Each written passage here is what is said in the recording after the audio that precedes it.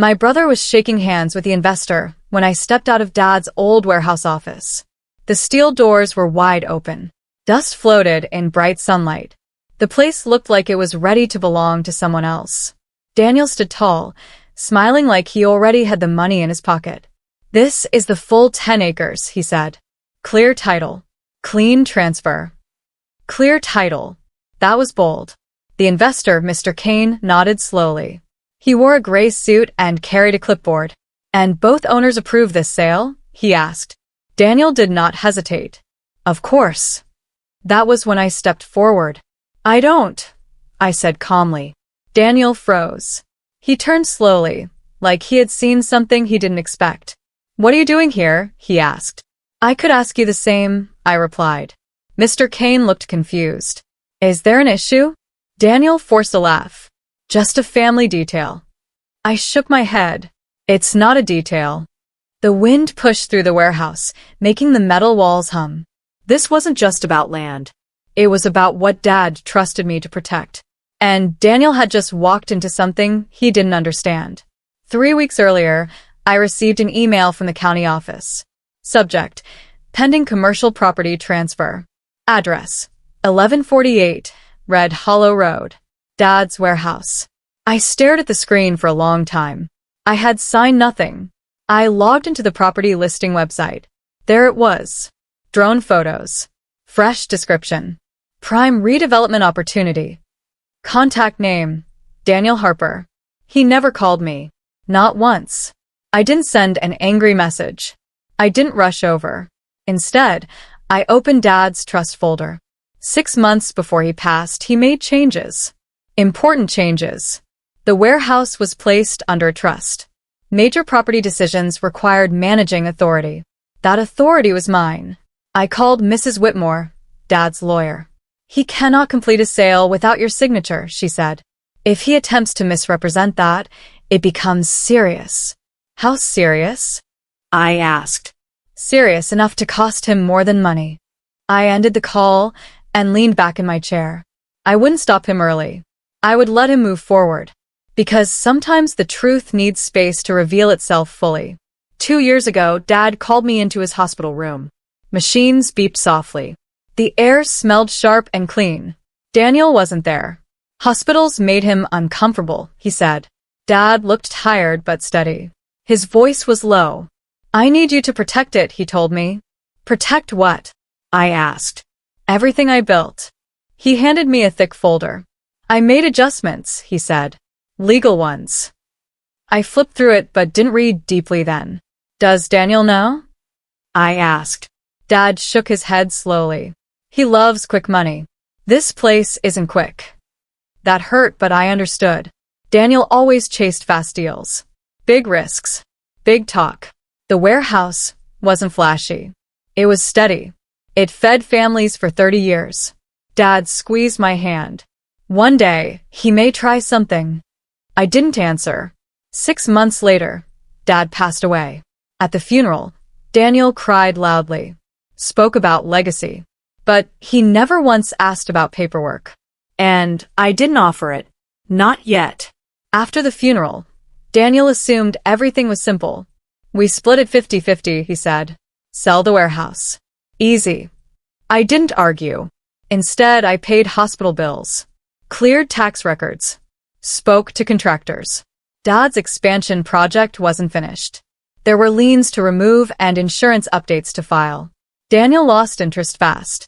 "Call me when it's ready," he said. 6 months later, Mrs. Whitmore called me into her office.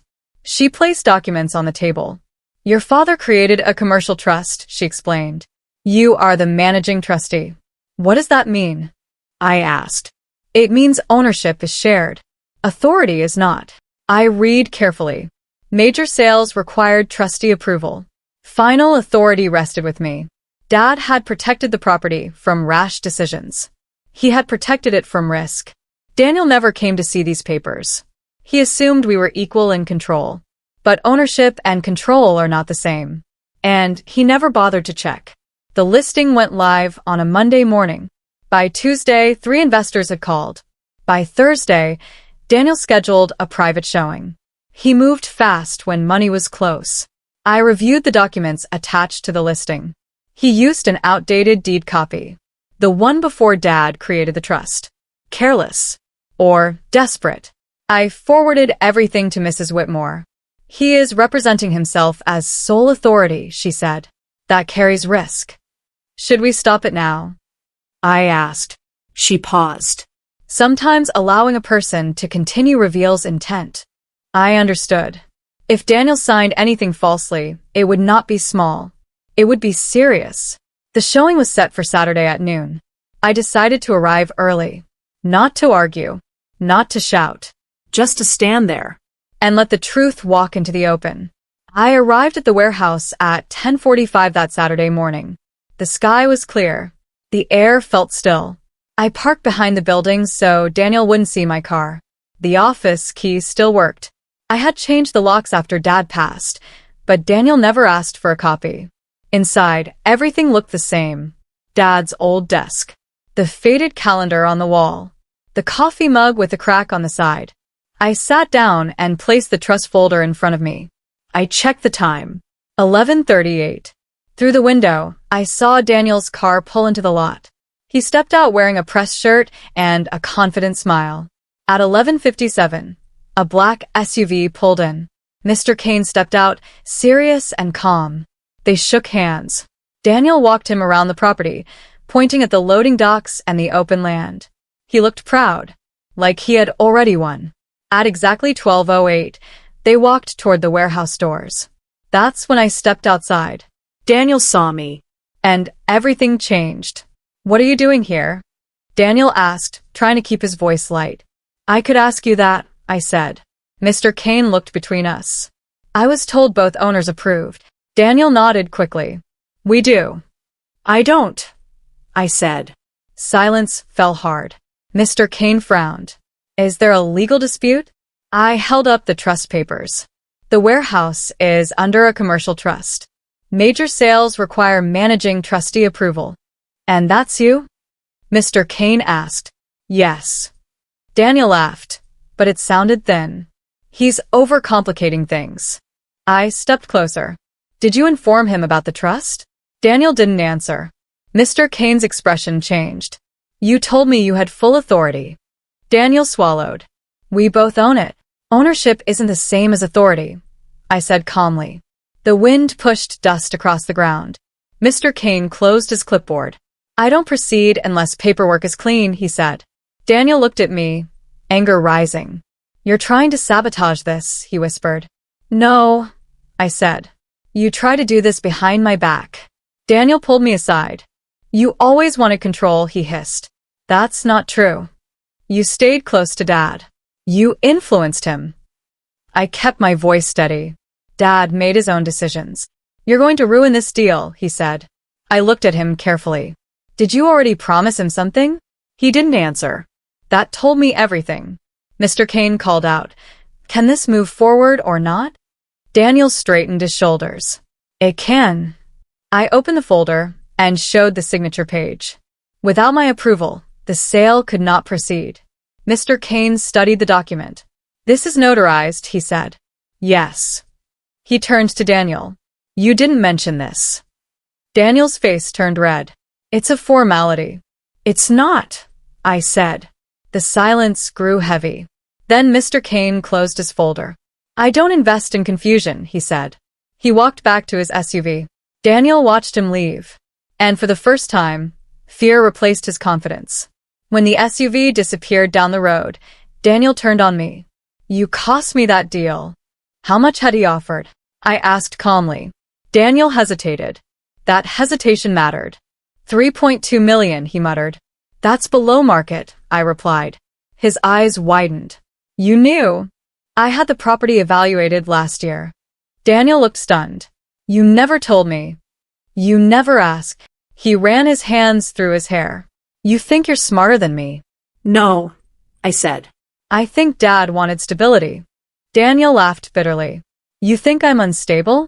I think you move fast when you shouldn't. His phone buzzed. He checked it quickly, then locked the screen. Who's texting you? I asked. No one. But his face had changed. And I realized something. This wasn't just about profit. This was about pressure. Daniel hadn't just wanted money. He needed it. I waited until he looked at me again. Are you in debt? I asked. His jaw tightened. Stay out of my business. It becomes my business when you risk the warehouse. He looked away. That was answer enough. I didn't mean to involve you, he said finally. That's exactly the problem. He paced near the loading dock. I have investors expecting repayment. Personal investors? I asked.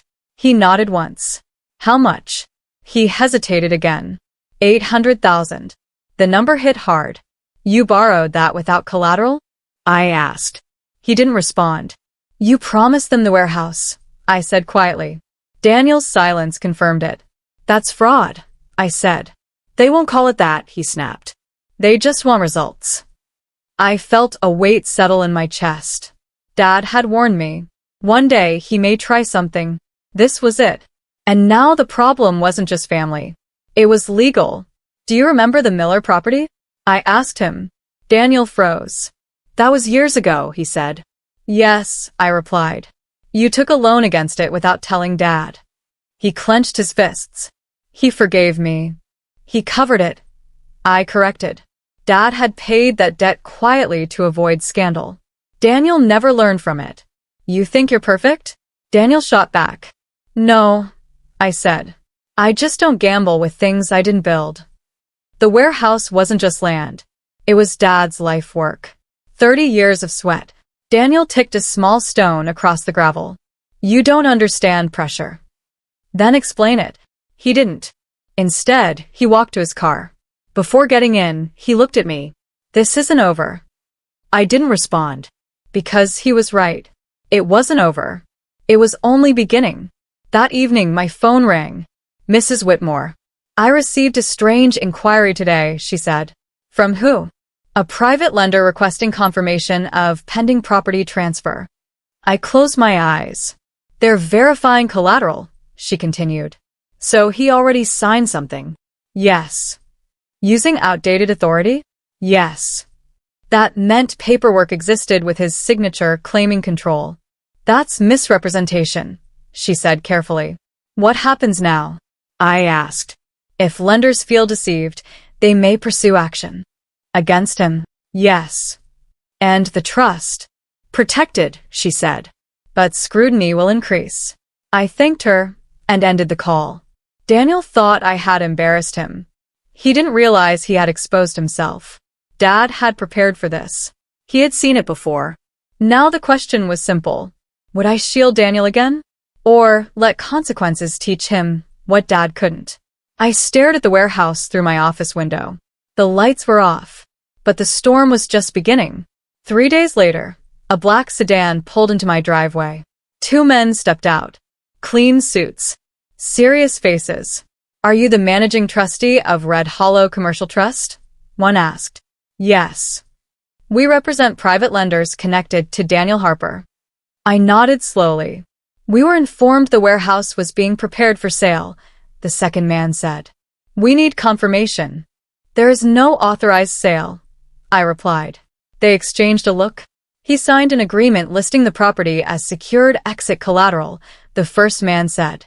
That agreement was unauthorized. Silence. That complicates things, the second man muttered. It protects the trust, I corrected. They handed me a copy of Daniel's signed promise letter. He had guaranteed repayment upon property transfer within 30 days. And that deadline was close. Is there a path forward? One asked. Yes, I said calmly. But not the one he promised. They studied me carefully. Because now they understood. The warehouse wasn't Daniel's to offer. And he had built his rescue plan on something he didn't control. 14. Daniel showed up at the warehouse after dark. I was inside reviewing tax records. He didn't knock. You talked to them, he said. They came to me. You're making this worse. No, I replied. You made it worse when you signed papers. He paced across the concrete floor. I just needed time. Time isn't built on lies. They're going to destroy me, he said. You should have thought about that before promising assets you don't control. He stopped pacing. You could fix this, he said quietly. How?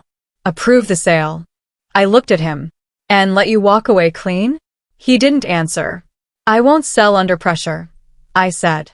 They'll sue. Then they sue you. He stared at me like I had betrayed him. But I hadn't. I had just refused to carry his mistake. And for the first time, I saw something different in him. Not anger. Desperation. The lenders gave Daniel 10 days. 10 days to repay or provide verified liquidation. He called me twice a day. I didn't ignore him, but I didn't rescue him either. Instead, I met with Mrs. Whitmore. There's another layer you need to understand, she said. She opened a second folder. Your father amended the trust after the Miller incident. I felt a chill. What kind of amendment? If either beneficiary attempts to leverage trust property without authorization, their controlling interest can be reduced. I stared at her. Reduced? Yes. Upon verified breach. Daniel's signed collateral letter counted. This was Dad's safety net, she said. He expected this, I murmured. He prepared for it. I left her office with the amendment copy in my hand. Daniel thought he was risking the warehouse. He didn't realize he was risking his ownership. And the 10-day deadline was ticking down fast. On the 7th day, Daniel came to my house. He looked exhausted. They'll settle for partial repayment, he said. How much? $400 now. The rest in 60 days. Do you have $400? He shook his head. Then, what's your plan? He swallowed. Transfer my share to you temporarily. You refinance. Cover it. I pay you back. I studied him. You're asking me to fix it. I'm asking you to trust me. Trust. That word felt heavy. I trusted you not to sell this behind my back, I said. He looked away. Silence filled the room. If I refuse, I asked, what happens? They take me to court. And your share? He hesitated. They may seek attachment, which meant a legal mess. Dad had tried to prevent chaos. Now I had to decide. Rescue him again. Or let the trust amendment activate. And change everything. That night, I sat alone in Dad's old office. I thought about the hospital room. Protect what I built. Daniel wasn't evil. He was reckless. And reckless people repeat mistakes when protected. The next morning, I called the lenders. There will be no sale, I said. And repayment, they asked. Daniel will handle his personal obligations. That leaves exposure, they warned. I understand. Then I called Mrs. Whitmore. Proceed with breach review, I told her. There was a pause. Are you certain? Yes. Within 48 hours, formal notice was delivered to Daniel. Notice of trust violation review. He stormed into the warehouse. You reported me, he shouted. I followed the trust terms, I said calmly. You're taking my share. I'm protecting Dad's legacy. His anger faded slowly, and behind it I saw realization. He had triggered something bigger than a failed deal. He had triggered consequences. Real ones. The trust required a formal review. It wasn't a courtroom, but it felt close. Mrs. Whitmore sat at the head of the table. Daniel and I sat across from each other. The collateral letter was placed in the center. Daniel Harper, she began, did you represent trust property as secured collateral without managing trustee approval? Daniel's voice was low. Yes. Did you inform your brother? No. Silence filled the room. Under Section 4B, she continued, such action permits adjustment of ownership interest to preserve trust integrity. Daniel looked at me. I didn't speak. This review determines whether such adjustment is enacted, she finished. She turned to me. As managing trustee, do you request enforcement? My heart beat slow and steady. Dad had built this safeguard for a reason. Yes, I said. Daniel closed his eyes. And in that quiet room, everything shifted. 2 weeks later, the decision was finalized. Daniel's ownership share was reduced from 50% to 25%. Control remained solely with me. The trust protected the warehouse completely. Daniel stood outside the office after signing the acknowledgement papers. You won, he said quietly. This wasn't about winning. It feels like it. I looked at him carefully.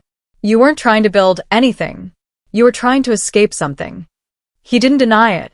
I thought I could fix it fast, he admitted. Fast fixes cost more. He nodded once. The lenders reached a separate repayment plan with him. Smaller installments. Longer term. Hard lessons. The warehouse remained untouched. For the first time since Dad passed, it felt stable again. But something between us had changed. Not broken. Just reshaped. Trust, once cracked, never returns the same. Weeks passed quietly. No investors. No threats. Daniel kept his distance. I focused on finishing Dad's expansion project. New loading docks were installed. Local businesses showed interest in leasing space. The property value rose steadily. One afternoon, Daniel showed up without anger. I want to learn, he said. I studied him. Learn what? How to run it right. I didn't answer immediately. Then I handed him a stack of maintenance reports. Start with these. He took them. For once, he didn't complain. Maybe consequences had done what lectures never could. Dad believed in hard lessons. He just hoped they wouldn't come too late. And maybe they hadn't. 3 months later, a familiar SUV pulled into the lot. Mr. Kane stepped out. I've been watching the improvements, he said. We're not selling, I replied. I know, he smiled. That's why I'm here. He walked through the renovated space. You increased its value by 20%, he said. That was the plan. He nodded. I'm not here to buy. I'm here to lease. Daniel stood nearby, listening quietly. A long-term commercial lease. Stable income. No ownership transfer. I looked at Daniel. He gave a small nod. We signed the lease agreement together. Not because he controlled it, but because he respected it. And for the first time, we acted like partners. One evening, Daniel sat at Dad's old desk. I used to think this place was small, he said. It's steady, I replied. He ran his hand across the wood surface. I didn't understand why Dad cared so much. He cared because it fed families. Daniel nodded slowly. I almost destroyed it. Yes. He didn't argue. That mattered. Why didn't you save me earlier? He asked. I thought carefully before answering. Because saving you would have kept you the same. He leaned back in the chair. That's harsh. It's true. Silence settled between us. Not angry silence. Honest silence. Sometimes growth doesn't come from rescue. It comes from facing what you caused. And living through it. Daniel apologized one morning without drama. I'm sorry, he said. For what? For thinking you were against me.